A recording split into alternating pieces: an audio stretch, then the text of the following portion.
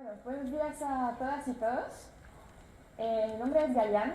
Trabajo para la Oficina del Alto Comisionado de Naciones Unidas para los Derechos Humanos, que es el nombre más largo que tenemos en Naciones Unidas para una agencia. Es una agencia de Naciones Unidas. Ustedes seguramente conocerán otras agencias. ¿Conocen a UNICEF? ¿Sí? Bueno, es otra agencia de Naciones Unidas enfocada específicamente en derechos humanos. Tenemos nuestra sede en Ginebra, en Suiza, pero tenemos también una oficina regional para América del Sur que está basada en Santiago, donde trabajo yo. Esta oficina regional cubre 6 países: Argentina, Chile, Perú, Uruguay, Venezuela y Brasil. Así que cubrimos Chile, estamos presentes en su país, así que no tienen ninguna excusa para no venir a visitarnos cuando están en Santiago o para darnos una llamada, mandarnos un email cuando necesitan informaciones sobre derechos humanos, al menos los estándares internacionales de derechos humanos. ¿Okay? Bueno, como lo habrán escuchado, no soy de madre idioma española, soy francesa, así que si hay palabras que me escapan o si hay cosas que no entienden, no duden en levantar la mano o cualquier cosa y me interrumpen y con placer lo voy a explicar de nuevo. ¿Estamos bien? Muy bien, entonces empecemos. Entonces, la Universidad Mayor, que agradezco la invitación de hecho, me pidió intervenir sobre una temática vinculada a la política pública. La verdad es que, bueno, cuando me pidieron eso fue mi cara.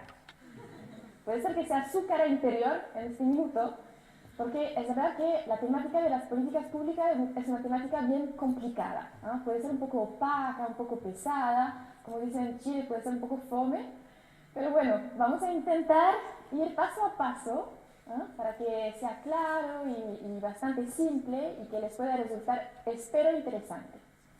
Para hacerlo un poco más dinámico, lo vamos a vincular la cuestión de las políticas públicas con los derechos económicos, sociales y culturales, ¿no? Entonces vamos a empezar con los DESC, derechos económicos, sociales y culturales, para pasar después a las políticas públicas con un enfoque de derechos humanos y ver un poco cómo los DESC y las políticas públicas con enfoque de derechos humanos se vinculan.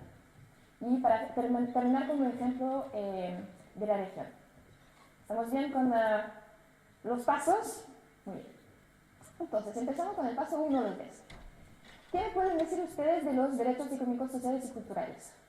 ¿Todos han tenido un curso de derechos humanos o no? ¿Quién ha tomado un curso de derechos humanos aquí?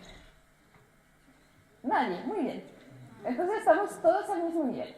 Entonces, ¿qué saben así sin haber tomado un curso sobre los derechos económicos, sociales y culturales?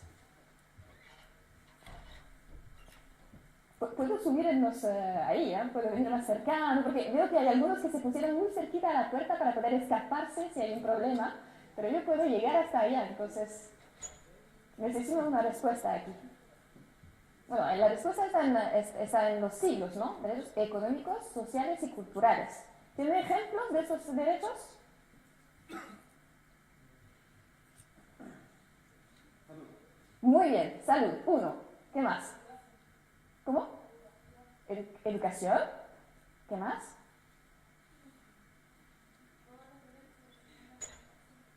Sí, también algunos los llaman los derechos de segunda generación, ¿sí? Entonces tenemos el derecho al trabajo, a la salud, a la educación, ¿no?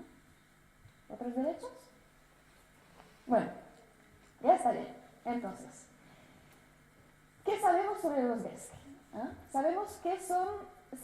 Ustedes habló de derechos de segunda generación. Eso implica que hay derechos de primera generación. O así algunas personas les llaman. Nosotros preferimos dividirles en derechos civiles y políticos, dentro de los cuales, por ejemplo, tenemos el derecho al voto, a la libertad de expresión, ¿no? Y los derechos económicos, sociales y culturales. Lo que es importante saber es que son interdependientes, ¿no? No hay una escala de valor entre los derechos humanos. Se consideran que todos están al mismo nivel. Fueron reconocidos por los estados después de la Primera Guerra Mundial. Fueron consagrados a nivel internacional por el Pacto sobre los Derechos Económicos, Sociales y Culturales. Ustedes tal vez saben que existen 2 pactos, el Pacto de Derechos Civiles y Políticos y el Pacto de Derechos Económicos, Sociales y Culturales, que fueron adoptados en el 66. ¿Saben eso?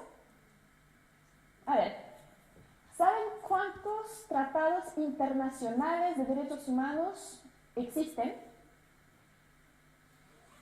¿O cuáles son los principales, digamos? Ahí ya tienen dos, ¿no? El Pacto sobre Derechos Civiles y Políticos y el Pacto sobre Derechos Económicos, Sociales y Culturales. ¿Conocen otros? ¿Sobre? Exacto, esa es la primera. Tenemos la Declaración Universal de Derechos Humanos. Y bajo esta declaración, que es del 48, ¿no? Después de la Segunda Guerra Mundial, tenemos convenciones internacionales más detalladas, vamos a decir, ¿no? Que vienen a completar esa Declaración Universal, que son tratados internacionales jurídicamente vinculantes, ¿no? Dentro de estos tratados tenemos 9 tratados internacionales de derechos humanos, 9 principales, dentro de los cuales tenemos el Pacto sobre Derechos Civiles y Políticos, el Pacto sobre Derechos Económicos, Sociales y Culturales. Estoy segura que conocen otros. Eso es el sistema interamericano. Ahí estoy hablando del sistema universal, sistema internacional de Naciones Unidas. Belén do Pará, igual, sistema interamericano. La Convención contra la Tortura, muy bien. ¿Qué más? Convención de los Derechos del Niño. ¿Qué más? La Convención para la Eliminación de la Discriminación contra la Mujer, la CEDAW. 5. Muy bien, estamos avanzando. ¿Qué más?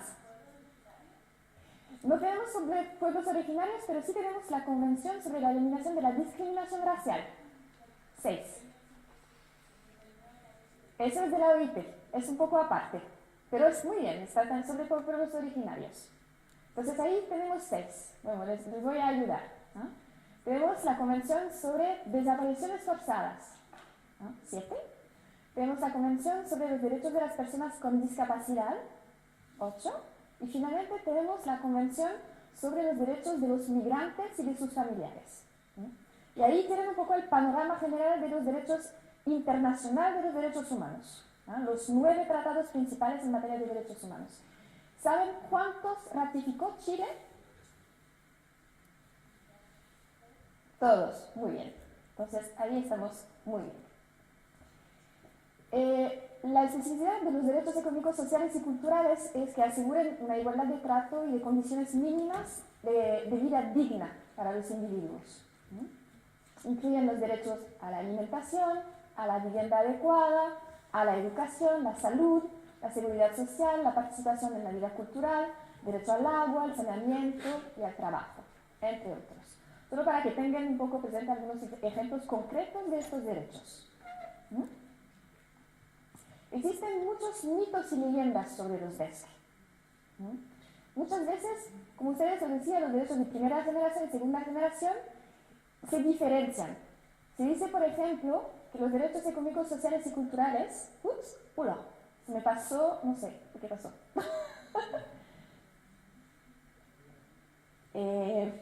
La técnica, muchas gracias, terminamos. No sé cómo vamos a solucionar esto. No hay computadora aquí. A ver, volvemos al inicio. Estamos acá. No sé por qué sigue haciendo esto. ¿Será este?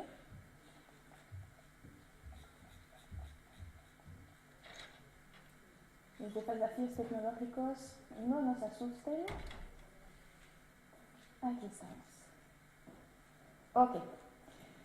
Muchas veces se dicen que los derechos económicos, sociales y culturales son obligaciones positivas, cuando al contrario los derechos civiles y políticos son obligaciones negativas.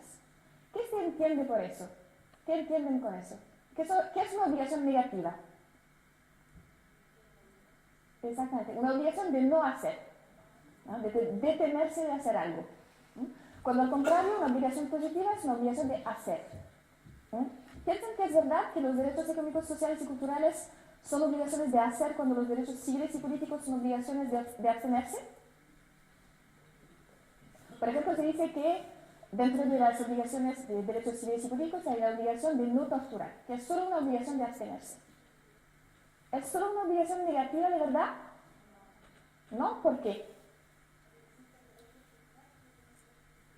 exactamente al derecho al sufragio, al voto, que implica, bueno, poner cajitas en escuelas, tener todo un sistema para averiguar que no haya fraude, etc. Y bueno, de la misma manera el derecho a la prohibición a la tortura no es solo una obligación de abstenerse, sino que hay una obligación de capacitar a las personas que están en las cárceles o a contacto con personas detenidas, la obligación de tener un sistema de justicia que vela para el respeto de la prohibición de la tortura, etc. Y todo esto implica acciones positivas por parte del Estado.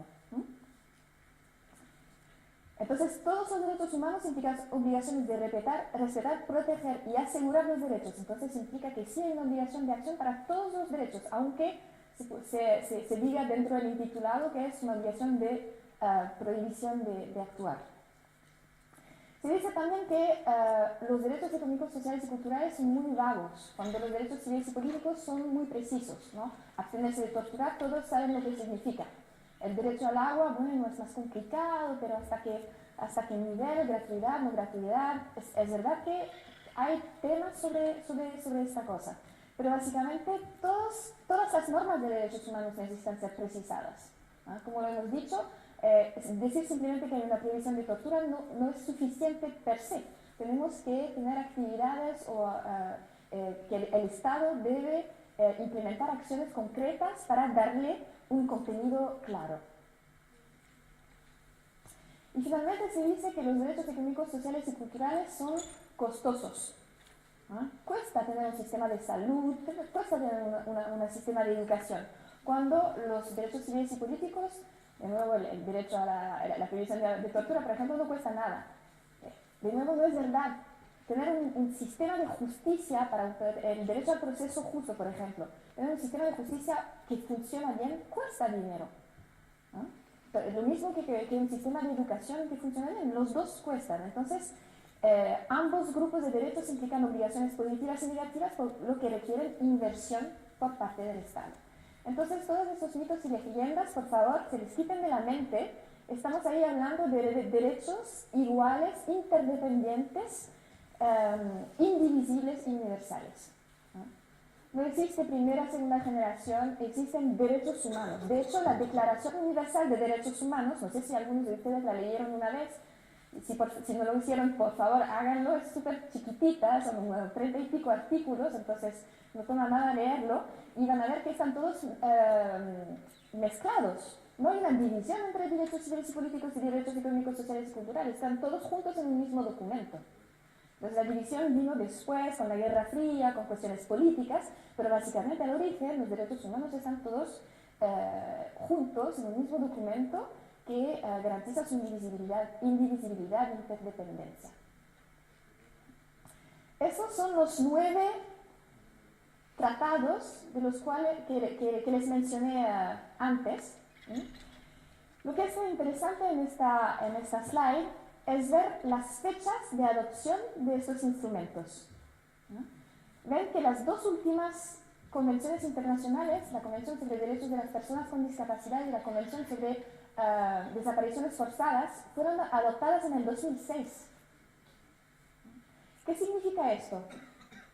Significa básicamente que el derecho internacional de los derechos humanos está perpetualmente evolucionando.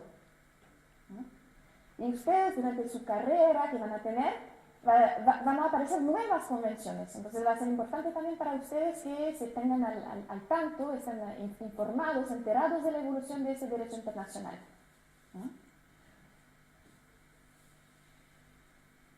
Ahora mismo se discuten 2 nuevas convenciones, no sé si ustedes saben de eso.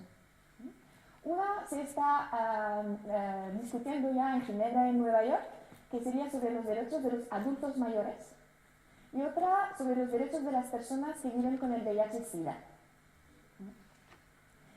Es interesante ver también la evolución que tenemos, porque básicamente el derecho siempre es un producto de su tiempo. Entonces, seguramente cuando se adoptaron los 2 pactos en el 66, había algunos derechos que sí estaban ya presentes dentro de esos pactos, pero que solo después se consideró era importante desarrollar en nuevas convenciones. Por ejemplo, el derecho de las personas con discapacidad. ¿Por qué piensan que data del 2006? seguramente en los años 60 o 70 no era tan importante o tan relevante, o al menos no había una concientización de la importancia de ese derecho a nivel estatal. Solo se desarrolló después. Bueno, va a ser lo mismo en los próximos 10, 20 años que vamos a tener. Van a aparecer nuevos, no es que van a aparecer, ya existen, pero van a ser más desarrollados porque va a aparecer una necesidad de unos grupos que van a quedarse atrás porque más vulnerables y menos protegidos, y entonces va a surgir la necesidad de tener nuevas normativas internacionales. Entramos un poco en la especificidad de los DESC, porque si bien les conté que son derechos vinculados, interdependientes y iguales, básicamente existe una especificidad que hay que reconocer, que es la progresividad de los DESC. ¿Ya escucharon esta expresión, la progresividad de los DESC? ¿Sí? ¿No? Bueno, vamos a ver lo que es paso a paso. ¿Qué nos dice el artículo 2 del Pacto de Derechos Económicos, Sociales y Culturales? Básicamente el artículo 2 es el artículo que explica claramente cuáles son las obligaciones de los estados, porque son los estados los que deben respetar los derechos humanos y velar para proteger sus ciudadanos en materia de derechos humanos, ¿no? Entonces, ¿cuáles son las obligaciones de los estados en materia de derechos económicos, sociales y culturales? ¿Qué nos dice el pacto? Nos dice, cada uno de los estados partes en el presente pacto se compromete a adoptar medidas hasta el máximo de los recursos de que disponga para lograr progresivamente, por todos los medios apropiados, inclusive en particular la adopción de medidas legislativas, la plena efectividad de los derechos aquí reconocidos. Entonces, vamos a ver un poco lo que significa adoptar medidas hasta el máximo de los recursos de que disponga para lograr progresivamente. Todo eso es la progresividad de los DESC, que es una especificidad de los DESC. Entonces, básicamente, ¿qué significa? Significa que tenemos una obligación de satisfacer obligaciones inmediatas, que es como un piso. Cuando un Estado ratifica el pacto, hay algunas obligaciones mínimas que ya aparecen dentro del texto que tiene que respetar al momento de la ratificación.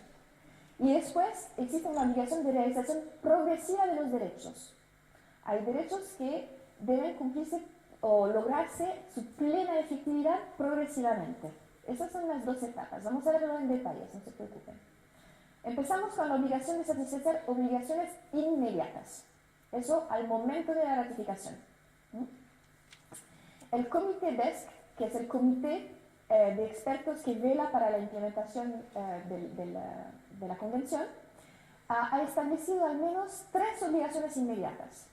La obligación de no discriminación, algunas obligaciones esenciales mínimas con una lista, y la obligación de adoptar medidas en un tiempo razonable para alcanzar la completa realización de los derechos.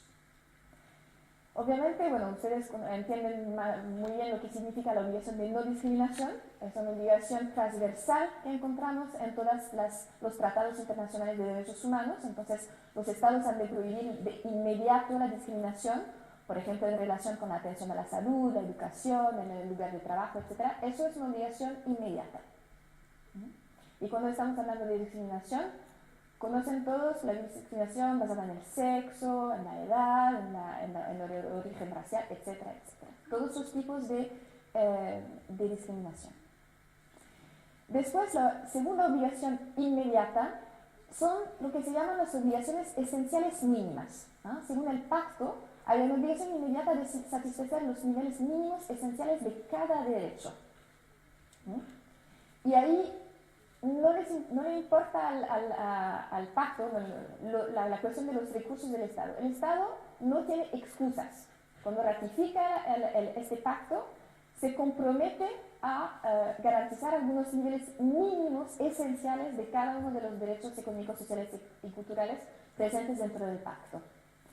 El comité DESC ha establecido una lista de esas obligaciones minimales, que aquí tienen. ¿Ven? Es una lista bastante minimalista.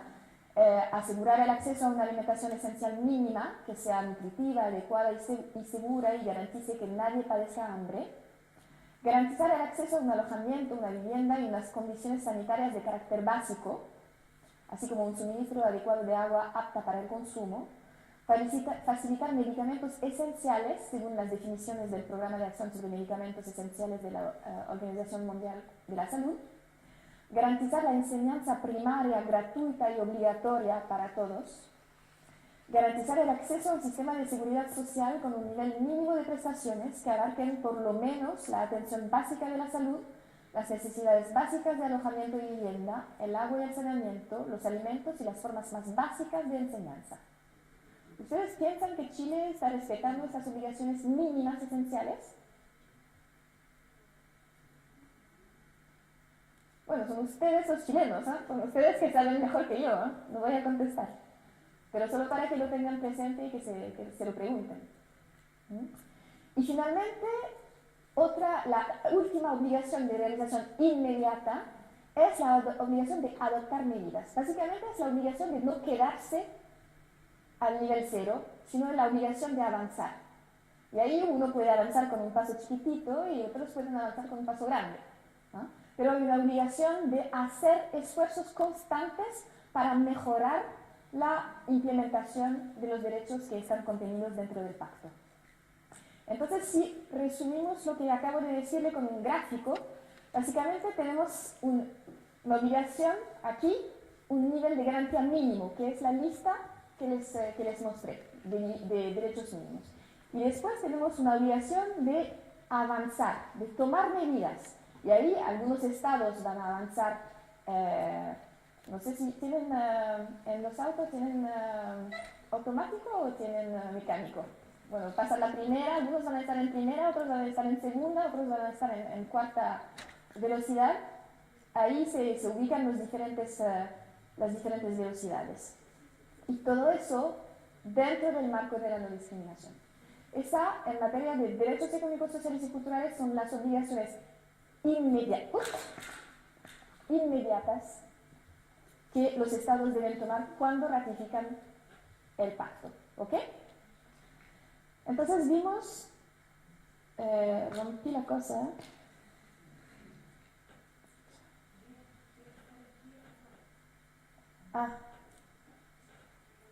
Sí, puede ser que esté en off. A ver. No. Disculpa. Demasiada energía.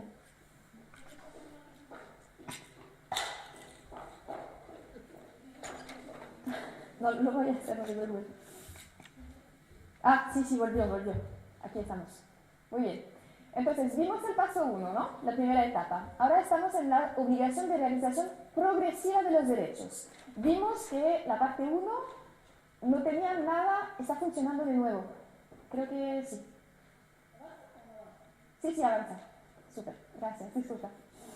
Entonces, vimos por la primera parte que el Estado no tenía ninguna excusa, ¿no? Pues no podía decir, bueno, lo lamento, pero no tengo suficiente dinero para no garantizar que los niños de la escuela primaria tengan un acceso gratuito a la escuela. Si no tiene este tipo de recursos, bueno, no ratifica el pacto, porque eso es una obligación inmediata. Pero sí, para las obligaciones de realización progresiva, eso va a depender si el Estado avanza así o avanza así.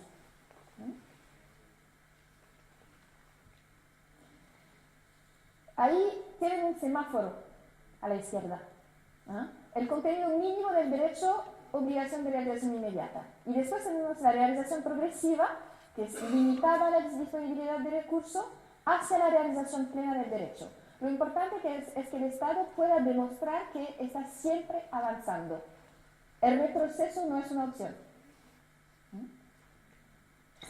Tomamos, por ejemplo, el derecho a la educación. ¿Qué dice el Pacto sobre Derechos Económicos, Sociales y Culturales sobre el derecho a la educación? Tiene un artículo, que es el artículo 13, que habla específicamente de ese derecho. Y básicamente, si seguimos un poco los colores del semáforo, ¿qué nos dice? Nos dice que la enseñanza primaria debe ser obligatoria y asequible a todos gratuitamente. Eso, obligación mínima. Después, nos dice que de manera progresiva los estados deben implantar progresivamente la enseñanza gratuita para la enseñanza secundaria, la enseñanza gratuita para la enseñanza superior que el Estado debe fomentarse o identificarse en la medida de lo posible la educación fundamental para aquellas personas que no hayan recibido terminando el ciclo completo de la instrucción primaria, y que se debe proseguir activamente el desarrollo del sistema escolar en todos los ciclos de la enseñanza. ¿Y cuál es el objetivo? El objetivo final es lograr el pleno ejercicio de ese derecho. Entonces ahí tenemos las diferentes etapas que los estados deben seguir cuando implementan el derecho a la educación. Pero también cuando cumplen con esa obligación, o con todas esas obligaciones de implementación progresiva de los DESC, los estados deben cumplir también con un contenido mínimo, contenido básico de los DESC, que son la disponibilidad, accesibilidad, aceptabilidad y adaptabilidad. Vamos a verlo en detalle, no se asusten, ¿no? Seguimos con el ejemplo del derecho a la educación. ¿Qué significa aceptabilidad, adaptabilidad, accesibilidad y disponibilidad en el ámbito de la educación? Básicamente, la cuestión de la disponibilidad es que debe haber instituciones y programas de enseñanza en cantidad y calidad suficiente. En materia de accesibilidad, ahí existe la cuestión de la no discriminación. Todos los grupos de niños o adultos que quieren acceder a la educación deben poder acceder sin discriminación. Una accesibilidad material, la educación ha de ser asequible materialmente, no debe ser demasiado cara, por ejemplo, o también debe haber una accesibilidad material para las personas con discapacidad, por ejemplo, y una accesibilidad económica, debe ser de alcance para todos. En materia de aceptabilidad, que también podemos decir se vincula con la cuestión de la calidad, los programas deben ser pertinentes, adecuados culturalmente y de buena calidad. Y finalmente la cuestión de la adaptabilidad, eso es, no debe enseñarse hoy día el programa de los años 50. Estamos evolucionando, las tecnologías están evolucionando, los programas deben evolucionar y la educación ha de tener la flexibilidad necesaria para adaptarse a las necesidades de las sociedades.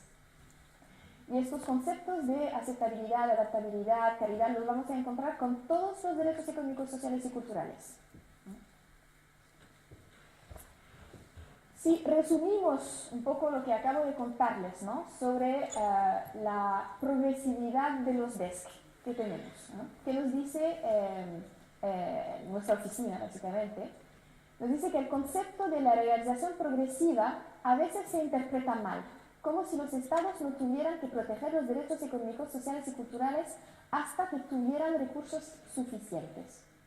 Por el contrario, los tratados imponen una obligación inmediata, ¿recuerdan?, de adoptar medidas apropiadas con miras a lograr la plena efectividad de los derechos económicos, sociales y culturales. La falta de recursos no puede justificar la inacción o el aplazamiento indefinido de medidas para poner en práctica tales derechos. Los estados han de demostrar que están haciendo todo lo posible para mejorar el disfrute de los derechos económicos, sociales y culturales, incluso cuando los recursos son escasos. Por ejemplo, independientemente de los recursos de que disponga, un Estado debe, con carácter prioritario, intentar conseguir que toda persona tenga por lo menos acceso a unos derechos mínimos y establecer objetivos para los programas de protección de los pobres, los marginados y las personas desfavorecidas. Entonces, recuerden una obligación de avanzar. Eso implica, obviamente, como les dice, una prohibición de las medidas regresivas, ¿no? Por ejemplo, si un Estado consagró la gratuidad de la enseñanza secundaria, entonces ya pasó al piso número 2, bueno, no puede decir 2 o 3 años después, mira, tengo recursos, tengo problemas en mi caja, y entonces voy de nuevo a hacer pagar los estudiantes del nivel secundario. Eso es una medida prohibida en materia de derechos económicos, sociales y culturales. Entonces, ¿cuándo se violan los derechos? ¿Cuándo los estados no están respetando los derechos económicos, sociales y culturales? Bueno, cuando hay medidas que discriminan, porque el principio de no discriminación está dentro de todo el texto. Cuando no se realizan los contenidos mínimos de los DESC, cuando no se aumenta progresivamente la implementación, cuando un Estado se queda al mismo nivel, y cuando adopta medidas regresivas sin justificación. ¿Les quedó claro la especificidad de los DESC, el concepto de progresividad? ¿Sí? Pasamos al paso 2 entonces, el enfoque de derechos en las políticas públicas. Hemos visto que tenemos estándares internacionales de derechos humanos. ¿Recuerdan los 9 principales tratados? Son compromisos adquiridos por los estados. Nadie obliga a un estado a ratificar una convención internacional de derechos humanos. El estado voluntariamente ratifica una convención y eso implica que tiene obligaciones de implementarlas. Para implementar estos compromisos tiene varias opciones. Obviamente, armonizar su legislación, adoptar leyes que implementen los estándares que están dentro de los tratados internacionales y también incorporar la perspectiva de derechos humanos en las funciones ejecutivas del Estado. En los planes nacionales, ustedes tal vez saben que se está discutiendo ahora mismo un plan nacional de derechos humanos en Chile. Se está discutiendo, todavía no está adoptado. Programas, servicios y presupuestos. Entonces, dentro de todo eso se pueden abarcar los derechos humanos. Es un modo de poner en práctica las obligaciones que existen en materia de derechos humanos. Y toda esta parte más ejecutiva, esos son lo que se llaman las políticas públicas. ¿Qué se hace concretamente a nivel ejecutivo para implementar las obligaciones de derechos humanos? ¿Qué es una política pública? La definición, bueno, hay varias definiciones, pero una bastante simple, es un proceso de acciones gubernamentales que tiene por objetivo resolver un problema público de forma racional. Entonces, público, ¿qué significa? Bueno, considerado público, ¿eh? Se habla, existen, no sé, estadísticas, estudios que demuestran que hay un problema o una discusión a nivel estatal o a nivel pública. Y de forma racional, eso significa que básicamente el Estado sí tiene recursos limitados y tiene que encontrar un modo para utilizar lo mejor posible estos recursos. Ahora, esas son políticas públicas. Ahora, ¿qué son políticas públicas con un enfoque de derechos humanos? ¿Qué significa? Básicamente significa que dejamos de lado este modelo que era un poco el modelo antiguo, digamos, de los años pasados, que era que los ciudadanos tenían una necesidad, quiero que mis hijos puedan ir a la escuela, necesito un mejor acceso al sistema de salud, y gracias a eso el Estado identificaba un problema y porque el Estado es generoso, ayudaba al pobre ciudadano, ¿no? Eso era un poco el modelo antiguo, bueno,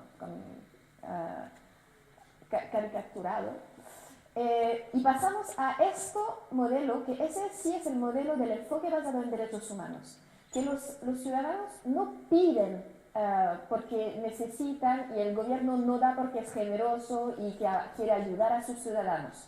Más bien, el Estado tiene obligaciones porque ha ratificado convenciones internacionales en materia de derechos humanos y el ciudadano tiene derechos y reclama estos derechos.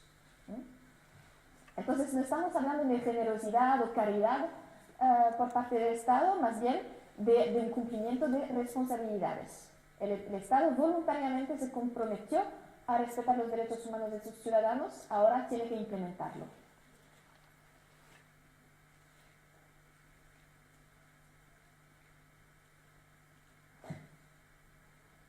Entonces, el lenguaje de derechos humanos es sumamente importante porque genera lógicas de responsabilidad. Como les decía, ahora el Estado no lo hace solo porque es generoso, sino porque está obligado. Y el ciudadano sabe que tiene derechos y sabe que puede reivindicarlos. Entonces entran en juego mecanismos de rendición de cuentas y obligaciones jurídicas vinculantes. Yo, si mis derechos no están respetados, puedo ir frente al tribunal para que sean respetados. El enfoque basado en derechos humanos se encuentra en todas las etapas del ciclo de vida de las políticas públicas. Entonces, ¿cuál es este ciclo de vida? Hemos visto que tenemos un problema público. Después se identifica un problema público, un problema gracias a estudios, como le dije, estadísticas, un debate a nivel nacional, por ejemplo. ¿Qué se hace? Se estructura el problema. ¿Cuáles son las causas estructurales? Mapeamos, no sé si se dice eso, las responsabilidades, identificamos las responsabilidades, analicemos las soluciones, se toma una decisión de una política pública que va en una cierta dirección, se implementa la decisión, se evalúa y después de la evaluación se ve si quedamos con el problema o no, se solucionó o no. Y si no se solucionó hay que empezar de nuevo para buscar otras respuestas. Entonces, el enfoque de derechos humanos se va a encontrar en cada una de estas etapas. Esa es la gran diferencia del enfoque basado en derechos humanos de las políticas públicas. Es que en cada etapa tenemos que tener el chip de pensar responsabilidades, obligaciones, derechos. ¿Cuáles son los estándares internacionales que estamos implementando a través de estas políticas públicas? Entonces, estamos hablando de un problema de derechos humanos. Existe un artículo dentro de un tratado que tiene que ver con este problema. Si es un problema de educación, por ejemplo, hemos visto que sí. Dentro del Pacto sobre Derechos Económicos, Sociales y Culturales tenemos un artículo específico que habla del derecho a la educación. ¿Quiénes son los sujetos de deberes y sujetos de derechos? ¿Quién tiene la obligación? Bueno, el Estado tiene la obligación, pero dentro del Estado hay ministerios, hay servicios. ¿Quién va a hacer encargo de la obligación de implementar el derecho? ¿Y quiénes son los sujetos de derechos? ¿Van a ser todos los ciudadanos o parte de los ciudadanos, algún grupo desfavorecido, pueblos originarios, mujeres, niños? Va a depender del problema. Al momento de la toma de decisión, la solución elegida va a garantizar el goce del derecho por parte de los sujetos. Estamos respondiendo de verdad a un problema de derechos. Criterios de disponibilidad, accesibilidad, adaptabilidad, calidad. ¿Están respetados estos criterios? Al momento de la implementación de la decisión, ¿hubo una buena o una mala implementación? ¿No? Por ejemplo, los operadores no están de acuerdo con los objetivos de las políticas públicas o no están enterados de las políticas públicas, porque si uno adopta una política pública pero se queda en un cajón y nadie está enterado, al momento de la implementación no va a servir de nada. Y finalmente, al momento de la evaluación de gestión, evaluación de resultados, evaluación de impacto. Volvemos un segundo a estos criterios, ¿no? De disponibilidad, accesibilidad, calidad y adaptabilidad. ¿Qué significa para una política pública? Bueno, disculpa. Y eso es importante que en cada etapa del ciclo de vida de las políticas públicas la sociedad civil participe, esté invitada a participar, porque son sus problemas básicamente y sus derechos que deben estar cumplidos. Entonces, en materia de políticas públicas, la disponibilidad, ¿qué nos dice? ¿No? Que la política pública debe garantizar la disponibilidad de bienes, servicios e infraestructura adecuada y suficiente talento humano capacitado para la prestación de servicios públicos esenciales para el ejercicio de los derechos humanos. Cada uno de estos criterios ustedes lo pueden adaptar, ¿no? Si estamos hablando de derecho a la salud, son obviamente los servicios públicos del Ministerio de la Salud, por ejemplo. Accesibilidad. La política pública debe garantizar que los programas y proyectos que ofrecen servicios básicos sean accesibles a todas las personas, especialmente a los más vulnerables. Calidad. Garantizar estándares de calidad para la satisfacción de las necesidades de la población. Y adaptabilidad. Garantizar que las políticas se adapten a los contextos culturales y sociales del país y también que tengan un criterio de pertinencia por razón de género. Porque sabemos que muchas veces las políticas públicas no toman en cuenta la brecha de género que existe en la gran mayoría de los países. Y ahora también una pequeña precisión en relación con la evaluación.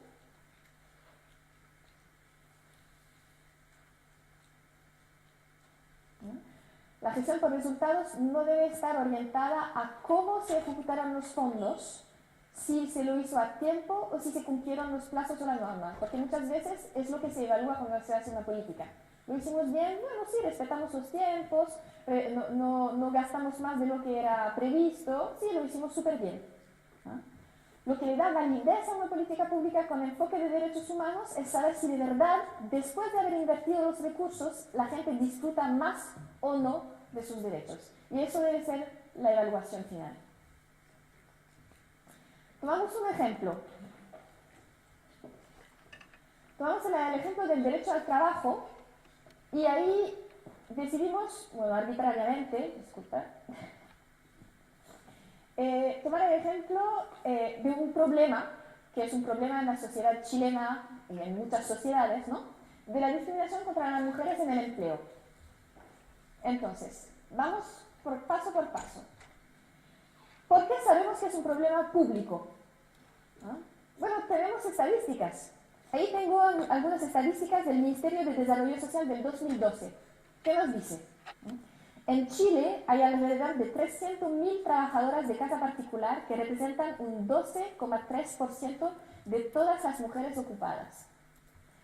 Más de la mitad, 61%, de las trabajadoras de casa particular no tiene contrato de trabajo.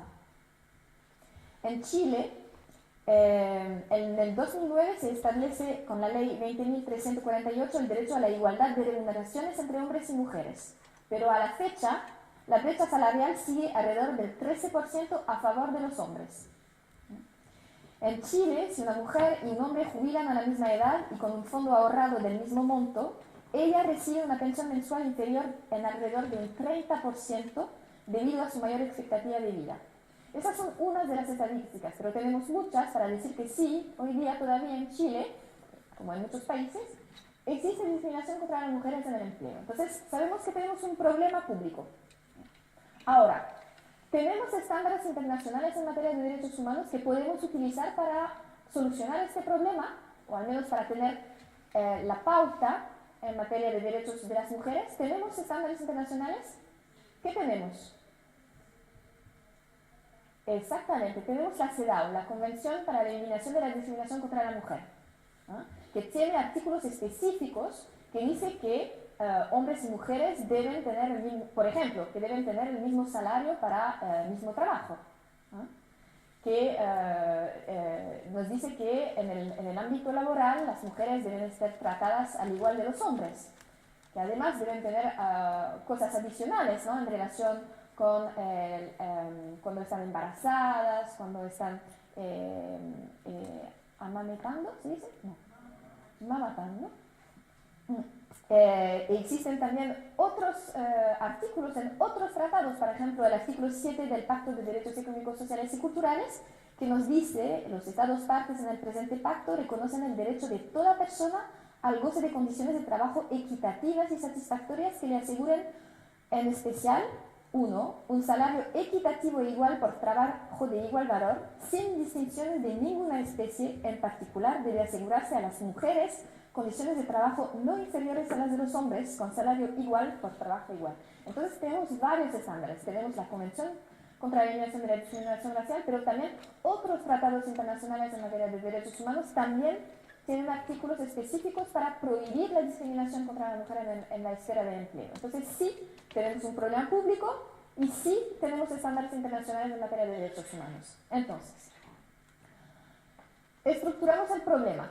Vamos a buscar cuáles son las causas estructurales del incumplimiento, vamos a buscar quiénes tienen obligaciones. Será la CERNAM tal vez que tendrá obligaciones, no solo el Ministerio de Trabajo, también otras instituciones, y buscamos soluciones. ¿Cuáles van a ser las soluciones? Tenemos que adaptar leyes, adaptar o adoptar, tenemos que adoptar un plan nacional, lanzar campañas de sensibilización, acuerdos con empresas, elaboración de mecanismos de exigibilidad de los derechos, etcétera, etcétera. Puede haber todo un abanico de soluciones, no hay solo una. Tenemos que buscar a varias. Tomamos una decisión y ahí tenemos que hacer un trade-off, ¿no? Porque tenemos recursos limitados. Entonces, tal vez no podemos hacer todo. Entonces, vamos a ver lo que pensamos que puede ser más eficiente con el utilizo mejor de los recursos que tenemos. Implementamos la decisión. Estamos satisfaciendo por lo menos los niveles esenciales que están dentro del Pacto DESC. Estamos utilizando al máximo los recursos que tenemos a disposición. Estamos realizando progresivamente, estamos avanzando para mejorar la condición de los derechos de las mujeres y no estamos retrocesando. Esas son preguntas que tenemos, a las cuales tenemos que responder cuando estamos implementando una política pública con enfoque de derechos humanos. Y finalmente, la evaluación te recuerda que lo importante en la evaluación es saber si al final no solo se utilizaron bien los recursos y que se respetaron en los tiempos, sino más bien que cambió la situación de las mujeres, mejoró la situación de igualdad entre hombres y mujeres en la esfera del empleo. Eso sí que debe ser lo que buscamos. Y ahí se pueden, por ejemplo, hacer encuestas, otros estudios para ver si tuvimos un cambio de situación sustantivo.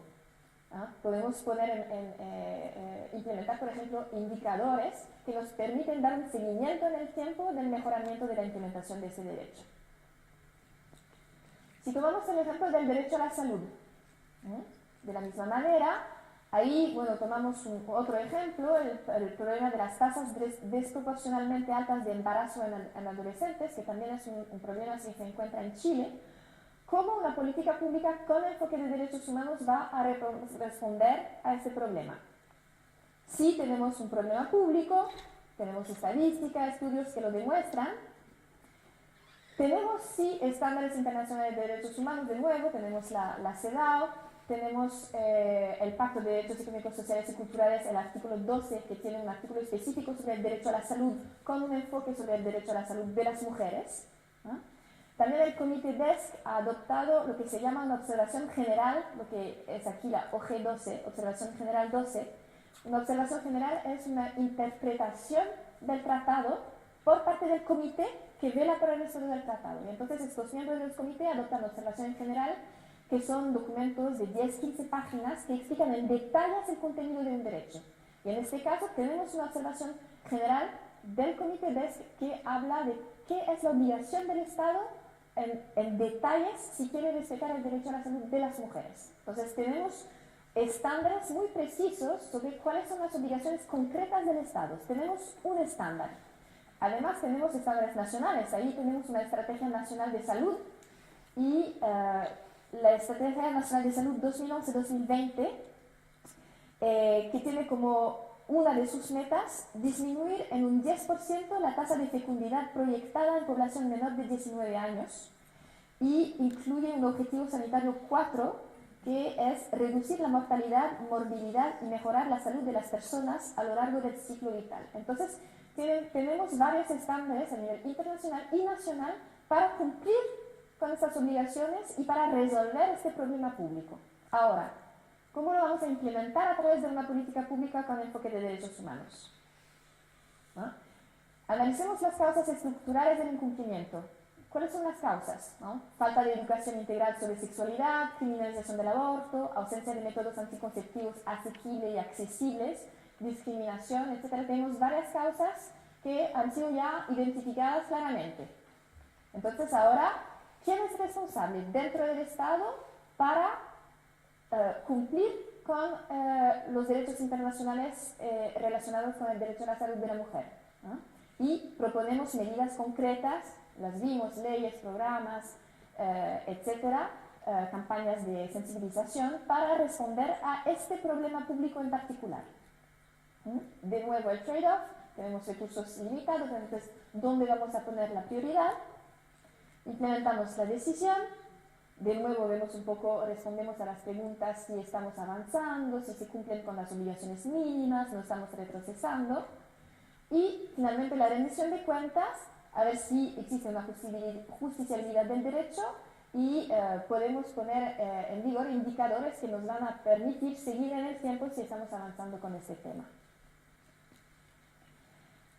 Y entonces, ¿hasta aquí todos siguieron? ¿Sí? Bien. Estamos entrando en la fase final. Quería proponerles un ejemplo. Nuestra oficina en Ecuador, yo les dije que nosotros cubrimos 6 países. Pero además tenemos una pequeña oficina en Ecuador que ha sido trabajando muy particularmente en este tema de políticas públicas y derechos humanos, apoyando al Estado de Ecuador para tener políticas públicas con enfoque de derechos humanos. Porque por el momento son pocos los programas muy inclusivos en materia de enfoque de derechos humanos de las políticas públicas. Entonces era importante para mí presentarles un ejemplo práctico de algo que existe, ¿no? Que ya se hizo y cómo se hizo. Entonces en Ecuador nuestra oficina ha sido apoyando a la Secretaría Nacional de Planificación y Desarrollo para la integración del enfoque de derechos humanos en los procesos de planificación nacional, políticas públicas sectoriales y Plan Nacional de Desarrollo, a través de 3 documentos. Les vamos a ver en detalles. Un Plan Nacional para el Buen Vivir, una guía política sectorial, un atlas de las desigualdades y además brinda apoyo al Ministerio de Justicia y Derechos Humanos para el establecimiento de un sistema de indicadores de derechos humanos. Entonces, ¿cómo llegamos a este punto? Porque para llegar a tener todos estos documentos, esta metodología, hay cosas que deben estar presentes, ¿eh? Primero, una constitución muy garantista, tener una constitución que dice muy claramente que los tratados de derechos humanos deben implementarse directamente a nivel nacional y están arriba de cualquier norma nacional. Lo dice claramente, ¿no? Y señala que su cumplimiento debe lograrse de manera progresiva a través de normas, jurisprudencia y políticas públicas. Entonces menciona las políticas públicas como un modo de implementar los derechos humanos. Segundo, hay que haber una voluntad política, ¿no? Que el gobierno declare, bueno, nosotros a partir de hoy queremos tener políticas públicas con enfoque de derechos humanos, con todo lo que implica. Eso implica cambiar nuestras metodologías, capacitar a nuestros funcionarios para que entiendan qué son los derechos humanos y qué es una política pública con enfoque de derechos humanos, qué tengo que hacer yo como funcionario para asegurarme que estoy respetando esto.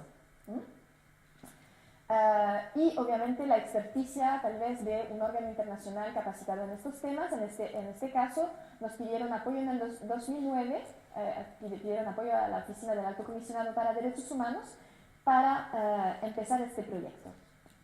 Entonces, ¿qué se hizo? El primer paso fue la adopción de la revisión del Plan Nacional para el Buen Vivir. Básicamente se podría asimilar a lo que en Chile actualmente se está discutiendo como Plan Nacional de Derechos Humanos. Ahí lo llamaron Plan Nacional para el Buen Vivir, que tiene un enfoque de derechos humanos, y producieron también un atlas de desigualdades. Básicamente, ¿qué hace este atlas?